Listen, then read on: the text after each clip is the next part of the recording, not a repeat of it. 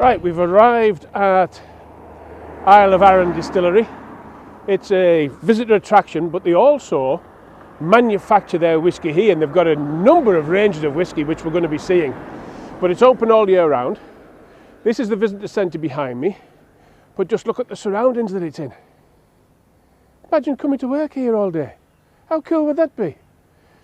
Now, just behind me now, you've got the distillery over that side, and you've got the visitor centre behind me there. So there's tours that go on throughout the day, varying levels of tours, as well as varying prices. So let's go and have a look at the board that tells us what the prices are.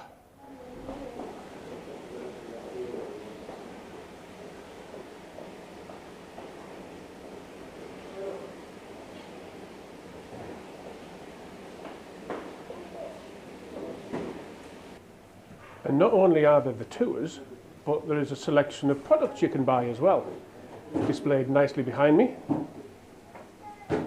which we'll have a closer look at in a minute. Or maybe you just want to have a wee dram and taste some of them. So they offer the smaller bottles just for a taster. What a good idea that is. From Arran's 18 years old single malt Scotch whisky.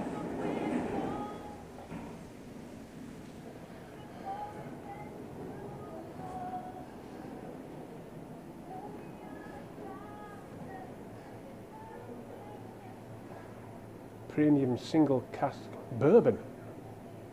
A bit like the old Jim Beam. Wonder if it's any better than Jim Beam, eh?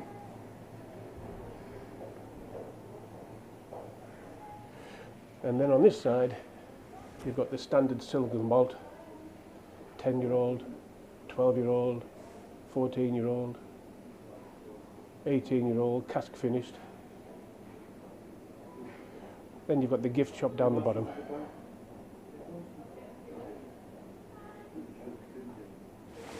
First of all, a few facts and figures. We're a young distillery in 1995, and this visitor centre here in 1997. Independently owned by a small group of shareholders, so it's not part of one of the bigger groups. We want to stay independent. I'm going to show you around the distillery shortly. Before that, a bit of history, a short introductory film for 5 or 6 minutes, giving you an overview of our development, accompanied by a taste of one of our award-winning single malts. I know it's only 10 in the morning, but that's what we do in the tours here. So it's a good start to the day.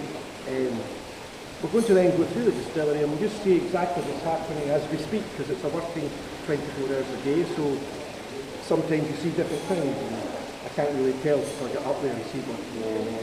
So I hope you enjoy.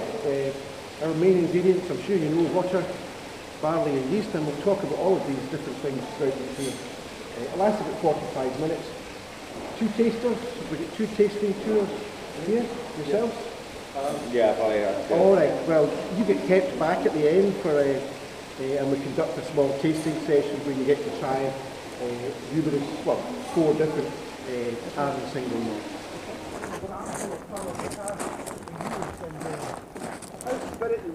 When you make it here, it's got no colour. It's got flavour, but it's got no colour to it. All the colour comes from the cask, what type of cask that we use. So think of them all as second hand, basically. All made of oak, but all different sizes, and they're all casks. Some people refer to them as barrels. Barrels are actually a size of a cask. The top 3 here are examples of American standard bourbon barrels. 200 litres in size, formerly had bourbon in them. American bourbon must be matured in a brand new barrel every time by law, so they can only be used once for the bourbon, and then that's to the whisky industry's benefit, because a lot of them then come into the whisky industry and then reuse them. So a lot of bourbon flavour through the hood. 200 litres in size, costing us about £100.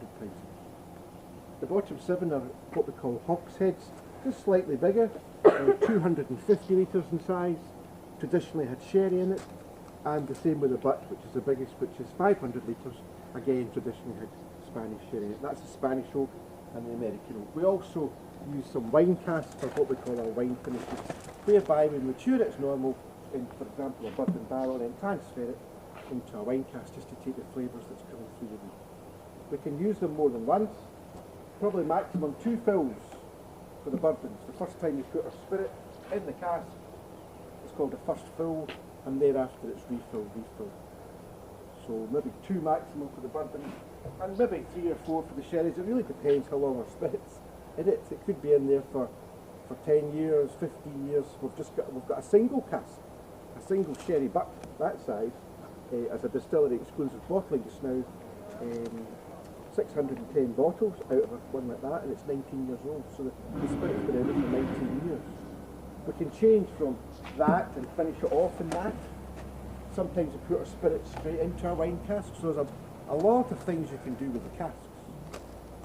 The cost of them, £500, about £700 or £800 for a good sherry buck. So what does that tell you? A huge investment in good quality casks, because our spirit, we make good quality spirit. Without good quality casks, or good quality, what's been in them is good quality and good quality made, we're not going to gain the result. It's a huge investment in good quality. The mommy de oak, and they breathe in and they breathe out. Breathing out bit is the angel shape, and that's why there's the happy angels round distillery. But the breathing in bit is where they're stored, and to that end we have 6 warehouses at the back, with approximately 20,000 casks on site in storage, with 3 different systems of storage. We have our original, what they call the dunnage, which is onto the ground, which was the first 2 warehouses. We have racking ones, which is more like a French cask one. We sell a lot of individual casks, so you can get access to them much easier. And we have a palleted one. We have 2 big warehouses at the back, where they go into a pallet and stacked up on top of each other. This small warehouse here is for 600 casks going there, and that's for what we call the wine finishes, where we finish them off or put the spirit straight. So this is our distillery, all in one level. It's quite small. We produce about 600,000 litres a year. So quite small for the distillery, but very accessible all in one level. Barley, mostly grown in the east of Scotland, the northeast, in Fife and Lothian, just because it's basically just a bit drier on the east coast than it is the west. It's also colder, but it's drier. And because the farmers that are growing it, when they sell it to the maltings or the malting factory, where it's malted for us in Montrose, just north of St Andrews, again on the east coast, if it's over 15% moisture content, it's not really suitable because it could go mouldy. So they have to get it when it's grown in a sort of a fairly dry or drier environment than the west, unfortunately. So malted in Montrose, and what happens there is, to keep it simple, is they buy it from the farmers, the malting factories, they soak it, and after a few days it starts to germinate like any seed. Green shoots will grow out of it, and then they dry it off, traditionally by evaporation on big floors where they turned it, very, very manual labour intensive. Nowadays they introduce hot air and they dry it like a tumble dryer effect. But what they're doing is, once the cells opened up by this time, because it started to sprout, then they cut the sprouts off, but the cells opened up, the starch enzyme that's inside it is now available to us in the distillery, and we're going to turn it into sugars. So they're preparing the barley for us to take to the next step. We get it like that, and then we turn it into grist in our grinder behind us.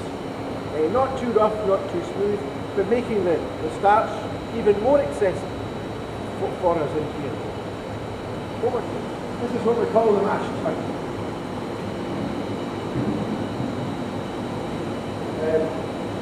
We take 2.5 tons of the grist. We put it in here, and then we're turning the starch into sugars. Now, think of this as a giant sieve, or it's like a filter in the bottom. The floor of it's serrated. The only thing that will go through the floor of this is liquid. And that liquid is a sweet, barley, lovely, rich sort of sweet juice. And it's called wort, W-O-R-T. The mash consists of this procedure. We take 2.5 tons of the grist, and we put it in here, and then we wash it 3 times over a period of 10 hours at ever increasing temperatures. The first quarter is at 64 degrees, The second water is at 78 degrees, and this is the last water going in, very, very hot.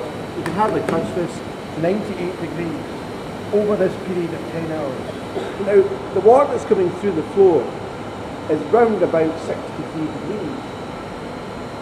So we have to cool it down, because now we're going to put it into the washbacks behind us. We're going to add yeast. If it was too hot, the yeast wouldn't run. So it goes through a cooler called the Works cooler. And we cool it down to approximately 20 degrees, between 18 and 20 degrees. That cools down the wort, which is then transferred into one of the washbacks behind us for the next stage, which is called the fermentation. This is made from Oregon pine or Douglas fir, a very tall, very straight tree, very, very good, because there's not too many knots in it, and then it's good for preventing leakage. They can be made of stainless steel, but the industry seems to prefer the wood. So this is about 18 months, 2 years ago. This was built, 4 men, 4 days, master craftsman, no nails and no screws in this section. Terrific bit of workmanship. The fermentation process then, we take the wort, we add 2 bags of our distiller's yeast, and I'll show you that.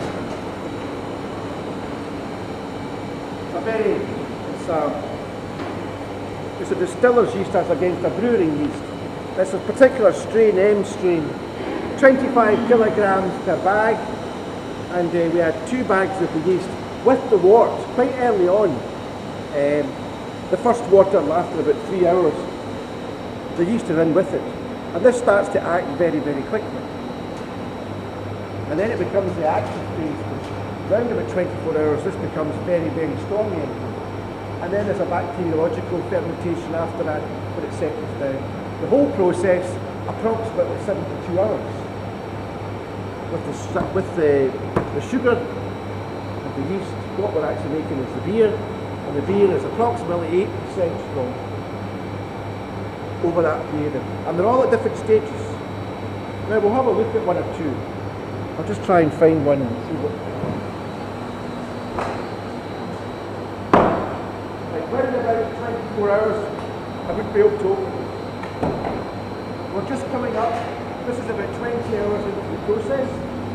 The yeast goes in its cake form, mixes with the sugar, and then it starts to rise. And the bubbles, carbon dioxide, is a byproduct of what we've got. So that skimmer blade you saw on the film cuts off the floor at the top. Otherwise it'll be all over the place. So we're going to move on now. You'll notice the different smells in different parts of the distillery. Very strong today. Do you want to take some pictures quickly, or what do you want? But lots of flavour. All the colour, as I said, comes from the wood. And the term that the wood makes the whisky is always a very important thing to remember. So I'll pass this round, you're going to smell it. This is round about 68.5%.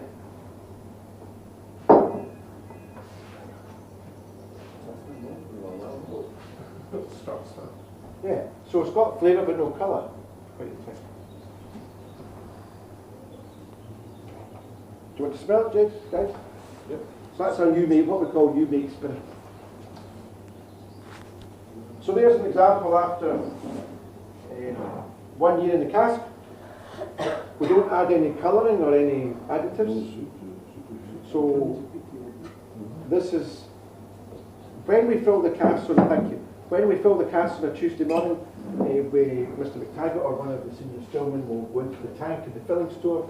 We'll reduce it down from this 68.5% down to 63.5%, and that's because that's the scientifically proven best starting point for the maturation inside the wood cask.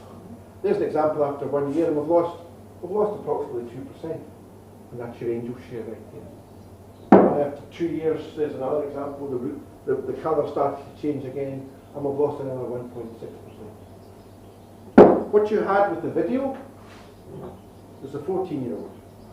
The recipe for this is about 100 casks, a mixture of both sherry and bourbon casks. And when they're ready, they go away in a lorry, and they go to Broxburn near Edinburgh, which is our big bottling plant for a lot of different distilleries. Reduced down to 46%.